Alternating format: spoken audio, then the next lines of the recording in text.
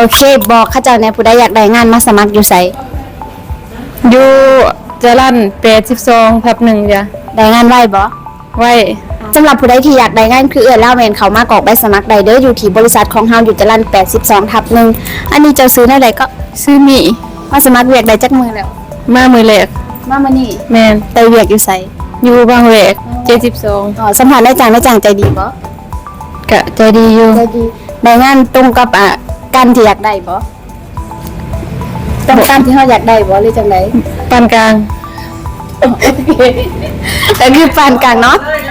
แล้วก็ได้งานอยู่ประจำหรือว่าไปเสาร์เย็นกลับอันนี้ อยู่ประจำแต่ว่าเพิ่นให้อยู่ข้างนอกก่อน3อาทิตย์ 3 อาทิตย์อ๋อโอเคบอกเข้าเจ้าในผู้ใดอยากได้งานมาสมัครอยู่ไส